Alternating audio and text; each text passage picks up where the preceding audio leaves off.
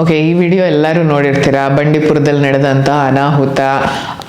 ಒಬ್ಬರು ಸೆಲ್ಫಿ ತೊಗೊಳಕ್ಕೆ ಅಂತ ಹೊರಗಡೆ ಬಂದಿದ್ರು. ಸುಮಾರು ಜನ ಬಂದಿದ್ರು. ಬಟ್ ಆನೆ ಕೋಪಗೊಂಡು ಇವ್ರನ್ನ ಅಟ್ಟಾಡಿಸ್ಕೊಂಡು ಹೋದಾಗ ಕಾಲಲ್ಲಿ ಗುದ್ದಿತು, ಅವರು ಪ್ಯಾಂಟ್ ಕೆಳಗೆ ಬಂತು, ಅವರು ನಗ್ನವಾಗಿ ಕಾಣಿಸ್ಕೊಂತು. ಆ ವಿಡಿಯೋಗಳೆಲ್ಲ ಜನ ರೆಕಾರ್ಡ್ ಮಾಡಿ ರಾರಾಜಿಸ್ತಾ ಇದ್ದಾರೆ ಎಲ್ಲ ಕಡೆ.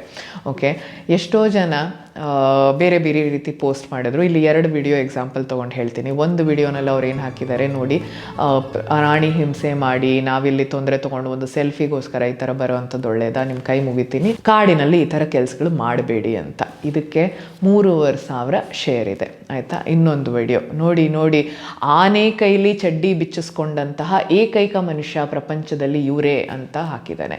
ಸೊ ಮ್ಯೂಸಿಕ್ಕು ದಡಬಡ ಏನೇನೋ ಕೊಟ್ಟಿದ್ದಾನೆ. 60,000ಕ್ಕೂ ಹೆಚ್ಚು ಜನ ಇದನ್ನು ಶೇರ್ ಮಾಡಿದ್ದಾರೆ. ಮೆಂಟ್ಯಾಲಿಟಿ ಡಿಫ್ರೆನ್ಸ್ ಗೊತ್ತಾಗ್ತಿದೆಯಾ? ಈಗ ನಾವು ಬುದ್ಧಿ ತಿಳ್ಕೊಳ್ಳೋದು ನಮ್ಮಂಥ ವಿಡಿಯೋದಕ್ಕಿಂತ, ಅವ್ರು ಯಾರೋ ಒಳ್ಳೇದು ಹೇಳಿದ್ದಂಥ ವಿಡಿಯೋಗಿಂತ ಯಾರೋ ಅದನ್ನು ತಮಾಷೆಯಾಗಿ ಒಬ್ಬರನ್ನ ರೇಗಿಸ್ಕೊಂಡು ಒಬ್ಬರನ್ನ ಹೀಯಾಳಿಸ್ಕೊಂಡು ಮಾಡಿದಂತಹ ವಿಡಿಯೋ, ಎಂಟರ್ಟೈನ್ಮೆಂಟ್ ಬೇಕು ಜನಕ್ಕೆ. ಸೊ ಅದನ್ನು ಹೆಚ್ಚಿಗೆ ಶೇರ್ ಮಾಡಿದ್ದಾರೆ.